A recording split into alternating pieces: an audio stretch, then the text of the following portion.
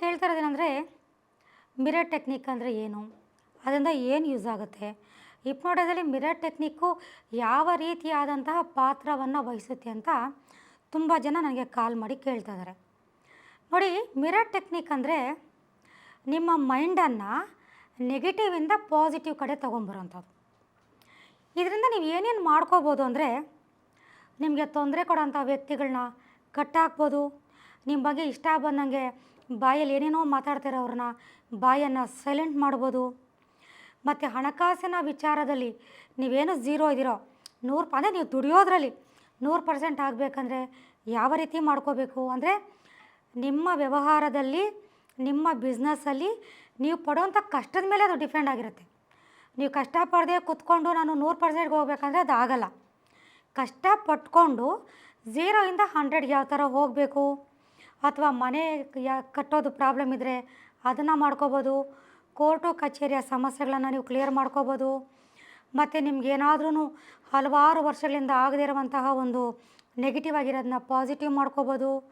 ತಿಂಗಳಿಂದ ತಿಂಗಳಿಗೆ ನೀವು ಬರ್ತಾ ಇರುವಂತಹ ಒಂದು ಸಂಪಾದನೆಯಲ್ಲಿ, ಈಗ ಚೀಟಿಗಾದರೆ ಮನೆಗೆ ಸಾಕಾಗಲ್ಲ, ಮನೆಗಾದರೆ ಚೀಟಿಗೆ ಸಾಕಾಗಲ್ಲ, ಅಥವಾ ಊಟಕ್ಕೆ ಸಾಕಾಗಲ್ಲ.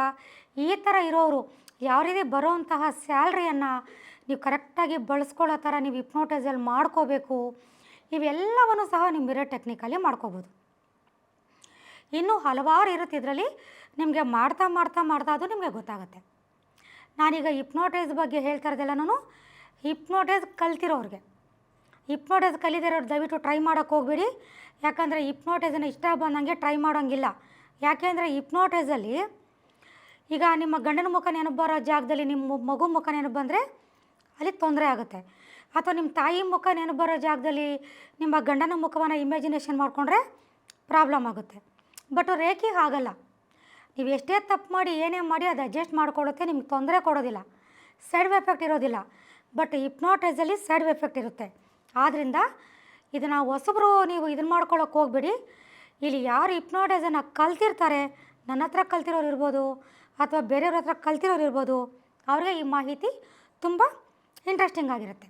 ಈಗ ನಿಮಗೆ ಹಲವಾರು ಥರದಾದಂತಹ ಹಿಪ್ನೋಟೈಸಲ್ಲಿ ನಿಮಗೆ ಒಂದು 5 ಟೆಕ್ನಿಕ್ಸನ್ನು ನಾನು ಹೇಳ್ಕೊಡ್ತಾ ಹೋಗ್ತಾ ಇರ್ತೀನಿ. ನೀವು ಬೇಕಾದ್ರೆ ಮನೇಲಿ ಆರಾಮಾಗಿ ಕುತ್ಕೊಂಡು ಈ ಟೆಕ್ನಿಕ್ಸನ್ನು ನೀವು ಮಾಡ್ಬೋದು, ಹೊಸಬ್ರಿಗೆಲ್ಲ ಕಲ್ತಿರೋರಿಗೆ. ಈ ಮಿರರ್ ಟೆಕ್ನಿಕಲ್ಲಿ ನೀವು ಮಾಡಬೇಕಾಗಿರೋದು ಏನಂದರೆ, ಒಂದು ರೂಮ್ ಒಳಗಡೆ ಹೋಗಬೇಕು, ಕ್ಲೀನಾಗಿ ಬಾಗಿಲೆಲ್ಲ ಹಾಕ್ಕೋಬೇಕು, ಯಾವುದೇ ರೀತಿಯಾದಂತಹ ಡಿಸ್ಟರ್ಬೆನ್ಸ್ ನಿಮ್ಗೆ ಇರಬಾರ್ದು, ಆರಾಮಾಗಿ ಕುತ್ಕೋಬೇಕು ಅಥವಾ ಆರಾಮಾಗಿ ಮಲ್ಕೋಬೋದು. ಮಲ್ಕೊಳ್ಳೋದು ಉತ್ತಮ ಕುತ್ಕೊಳ್ಳೋದಕ್ಕಿಂತ. ರಿಲ್ಯಾಕ್ಸಾಗಿ ಮಲ್ಕೋಬೋದು. ಏನು ಮೇಡಮ್, ನಾವು ಮಲ್ಕೊಂಡು ನಾವು ಹಿಪ್ನೋಟೈಸ್ಗೆ ಹೋಗ್ಬಿಟ್ರೆ ಮತ್ತೆ ನಮ್ಮನ್ನು ಆಚೆ ಕರ್ಕೊಳ್ಳೋದು ಯಾರು, ನಮಗೆ ತೊಂದರೆ ಆಗುತ್ತಾ, ಏನೋ ತುಂಬ ಜನ ಕೇಳ್ತಾ ಇದ್ದಾರೆ. ಖಂಡಿತವಾಗ್ಲೂ ನೀವು ಹೋಗ್ತಾ ಇರೋದು ಸೆಕೆಂಡ್ ಸ್ಟೇಜ್ಗೆ. ಇದು ಫಸ್ಟ್ ಸ್ಟೇಜ್ ಹಿಪ್ನೋಟೈಸ್ ಅಲ್ಲ. First of all first stage hypnotise ನೀವು ಹೋಗೋಕ್ಕಾಗೋದೂ ಇಲ್ಲ. ಅದನ್ನು ಯಾರಾದರೂ ಒಬ್ಬ ಹಿಪ್ನೋಟೈಸರೇ ನಿಮಗೆ ಮಾಡಬೇಕು. ಇದು ಸೆಲ್ಫ್ ಹಿಪ್ನೋಟೈಸ್ ಅಂದರೆ ನಿಮಗೆ ನೀವೇ ಮಾಡ್ಕೊಳ್ಳೋಂಥದ್ದು. ಆರಾಮಾಗಿ ಮಲ್ಕೊಂಡು ಮೊದಲು ನೀವು ಟ್ರಾನ್ಸ್ಗೆ ಹೋಗಬೇಕು. ಟ್ರಾನ್ಸ್ಗೆ ಹೋಗಿ ನಿಮ್ಮ ಸಬ್ಕಾನ್ಷಿಯಸ್ ಮೈಂಡನ್ನು ಆ್ಯಕ್ಟಿವ್ ಮಾಡ್ಕೋಬೇಕು. ಯಾವುದೇ ಒಂದು ಮನುಷ್ಯನ ಸಬ್ಕಾನ್ಷಿಯಸ್ ಮೈಂಡ್ 10ರಿಂದ 15 ಸೆಕೆಂಡ್ಗೆ ಆ್ಯಕ್ಟಿವ್ ಆಗುತ್ತೆ ಹಿಪ್ನೋಟೈಸ್ ಪ್ರಾಕ್ಟೀಸ್ ಮಾಡ್ತಾಯಿದ್ರೆ. ಈ 15 ಸೆಕೆಂಡಲ್ಲಿ ಆ್ಯಕ್ಟಿವ್ ಆದಂತಹ ಸಬ್ಕಾನ್ಷಿಯಸ್ ಮೈಂಡ್ ಆ್ಯಕ್ಟಿವ್ ಆಗಿರುತ್ತೆ.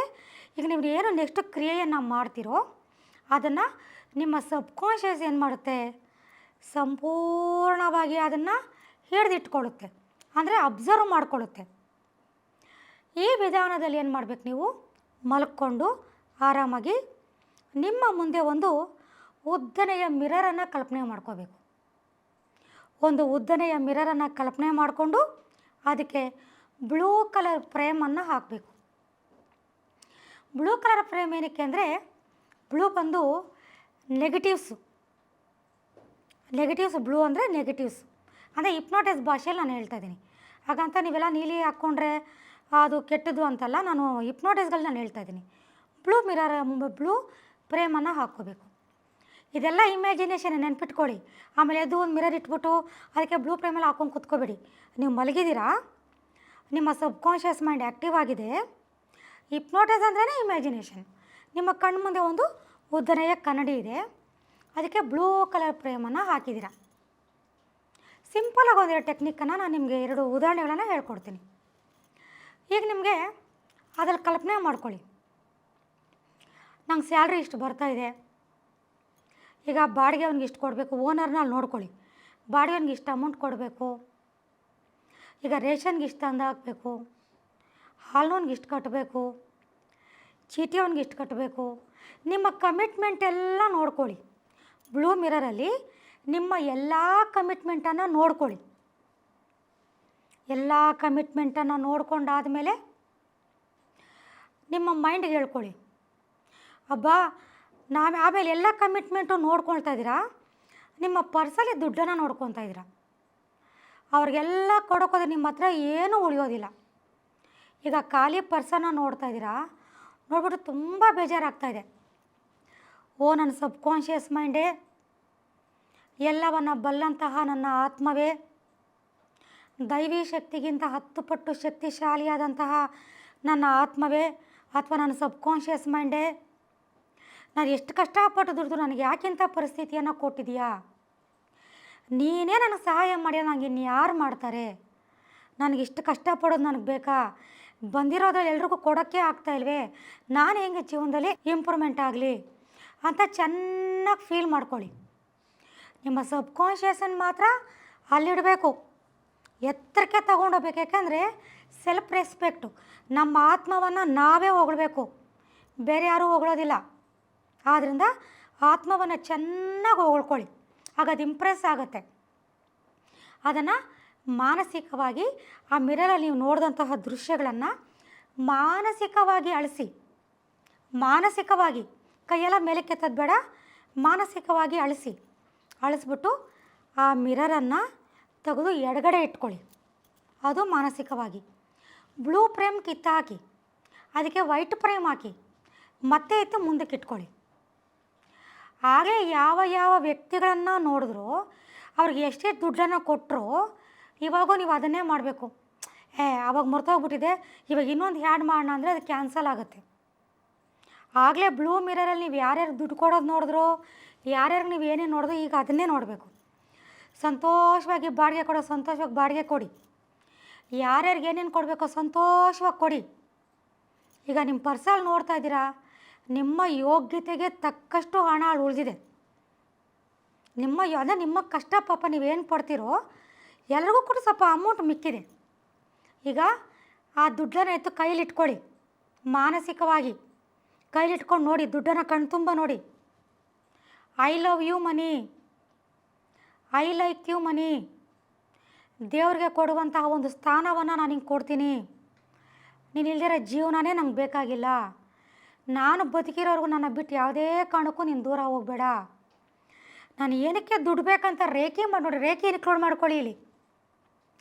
ನಾನು ಏನಕ್ಕೆ ದುಡ್ಡು ಬೇಕಂತ ನಾನು ರೇಖೆಯನ್ನು ಮಾಡ್ತೀನೋ, ನೀನು ಎಲ್ಲೇ ಇದ್ದರೂ ಹೇಗೆ ಇದ್ದರೂ ನನ್ನ ಹತ್ರ ಬಂದು ಆ ಸಮಯಕ್ಕೆ ತಕ್ಕನಾಗಿ ನನ್ನ ಹತ್ರ ಬಂದು ನೀನು ಸೇರು, ಯಾವುದೇ ಕಾರಣಕ್ಕೂ ನನ್ನ ಬಿಟ್ಟು ಹೋಗಬೇಡ ಅಂತ ಚೆನ್ನಾಗಿ ಇಂಪ್ರೆಸ್ ಮಾಡಿ. ಇಂಪ್ರೆಸ್ ಮಾಡಿಬಿಟ್ಟು ನೀವು ಹಾಗೆ ಟ್ರಾನ್ಸಿಂದ ಹೊರಗಡೆ ಬರೋ ಅವಶ್ಯಕತೆ ಇಲ್ಲ. ಇನ್ನೂ ಒಂದು ಮಿರರ್ ಕಲ್ಪನೆ ಮಾಡ್ಕೊಳ್ಳಿ, ಅದಕ್ಕೊಂದು ಬ್ಲೂ ಫ್ರೇಮನ್ನು ಹಾಕಿ ಅದ್ರಲ್ಲಿ ಮತ್ತೆ ನಿಮ್ಗೆ ಏನು ನೆಗೆಟಿವ್ ಅನಿಸುತ್ತೋ ಅದನ್ನು ನೋಡಿ. ನಿಮ್ಮ ಕೆಲಸ ಸಿಗ್ತಾಯಿಲ್ಲ, ಎಲ್ಲೆಲ್ಗೋ ಟ್ರೈ ಮಾಡ್ತಾಯಿದ್ದೀರಾ, ಎಲ್ಲೂ ನಿಮಗೆ ಕೆಲಸ ಸಿಗ್ತಾಯಿಲ್ಲ, ಎಲ್ಲಿ ಇಂಟರ್ವ್ಯೂಗೆ ಹೋದ್ರು ನೀವು ವಾಪಸ್ ಬರ್ತಾಯಿದ್ದೀರಾ, ನಿಮಗೆ ತುಂಬ ದುಃಖ ಆಗ್ತಾಯಿದೆ, ಹೇಳಿ, ಎಲ್ಲವನ್ನ ಬಲ್ಲಂತಹ ನನ್ನ ಆತ್ಮವೇ, ನನ್ನ ಸಬ್ಕಾನ್ಷಿಯಸ್ ಮೈಂಡೇ, ನಾನು ಎಲ್ಲೋದು ನನಗೆ ಕೆಲಸ ಸಿಗ್ತಾಯಿಲ್ಲ, ದಯವಿಟ್ಟು ನನಗೆ ನೀನೇ ಸಹಾಯವನ್ನು ಮಾಡಬೇಕು, ನೀನು ಮಾಡಿಲ್ಲದೆ ನನಗೆ ಇನ್ಯಾರು ಮಾಡ್ತಾರೆ, ನನಗೆ ತಂದೆ ತಾಯಿ ಗುರು ದೈವ ಎಲ್ಲ ನಂಗೆ ನೀನೇನೆ, ನಿನಗಿಂತ ಶಕ್ತಿಶಾಲಿಯಾದ ಪ್ರಪಂಚದಲ್ಲಿ ಯಾವುದೂ ಇಲ್ಲ ಅಂತ ಮೈಂಡನ್ನು ಚೆನ್ನಾಗಿ ಇಂಪ್ರೆಸ್ ಮಾಡಿ ಆ ಮಿರಲ್ಲಿರೋಂಥ ದೃಶ್ಯವನ್ನು ಅಳಿಸ್ಬಿಡಿ. ಮತ್ತೆ ಸೇಮ್ ಎಡಗಡೆ ಎತ್ತಿಟ್ಕೊಳ್ಳಿ, ವೈಟ್ ಮಿರರ್ ಹಾಕಿ ಮತ್ತೆ ಮುಂದೆ ಇಟ್ಕೊಳ್ಳಿ. ನಿಮಗೆ ಕೆಲಸ ಇಂಟರ್ವ್ಯೂಗೆ ಹೋಗಿರೋ ಥರ, ಅಲ್ಲಿ ನಿಮಗೆ ಇಂಟರ್ವ್ಯೂವಲ್ಲಿ ಪಾಸಾಗಿರೋ ಥರ, ನಿಮಗೆ ಕೆಲಸ ಸಿಕ್ಕಿರೋ ಥರ, ಅಲ್ಲಿ ನೀವು ಕೆಲಸ ಮಾಡ್ತಾ ಇರೋ ಥರ ಸಂತೋಷದಿಂದ ಸ್ಯಾಲ್ರಿ ತೊಗೊತಾರ ಥರ. ಅವಾಗ ಸ್ಯಾಲ್ರಿ ತೊಗೊಂಡ್ಮೇಲೆ, ನನ್ನ ಸಬ್ಕಾನ್ಷಿಯಸ್ ಮೈಂಡೇ ನಿನಗೆ ತುಂಬ ತುಂಬ ತುಂಬ ಧನ್ಯವಾದಗಳು, ಇಂಥ ಒಂದು ಸಂದರ್ಭವನ್ನು ಆದಷ್ಟು ಬೇಗ ನನಗೆ ತಂದುಕೊಡು, ನನಗೆಲ್ಲ ನೀನೇ ಅಂತ ಹೇಳಬೇಕು. ಇದೇ ಥರ ನೀವು 10 ಬೇಕಿದ್ರೂ ಮಾಡ್ಕೊಂಡು ಹೋಗ್ಬೋದು. ಹಿಪ್ನಾಟಿಸನ್ನು ಖಂಡಿತವಾಗ್ಲಿ ಕಲೀರಿ, ರೇಖಿಯನ್ನು ಖಂಡಿತವಾಗ್ಲೂ ಕಲೀರಿ. ನಿಮ್ಮ ಸಮಸ್ಯೆಗಳನ್ನು ನೀವೇ ಕ್ಲಿಯರ್ ಮಾಡ್ಕೊಳ್ಳಿ. ಹಾಗೆ ನಿಮ್ಮ ಕುಟುಂಬದವರ, ನಿಮ್ಮ ಹಿತೈಷಿಗಳ ಎಲ್ಲ ಸಮಸ್ಯೆನ ನೀವೇ ಕ್ಲಿಯರ್ ಮಾಡ್ಬೋದು ಅಂತ ಹೇಳ್ತಾ ನಮಸ್ಕಾರ ವೀಕ್ಷಕರೇ. ನಮ್ಮ ಕನ್ನಡ ಫೇಸ್ಬುಕ್ ಪೇಜ್ನ ಲೈಕ್ ಮಾಡಿ, ಯೂಟ್ಯೂಬ್ ಚಾನೆಲ್ನ ಸಬ್ಸ್ಕ್ರೈಬ್ ಮಾಡಿ. For more updates click on the bell icon. ನಮ್ಮ ಕನ್ನಡ ಡಿಜಿಟಲ್ ಮೀಡಿಯಾ.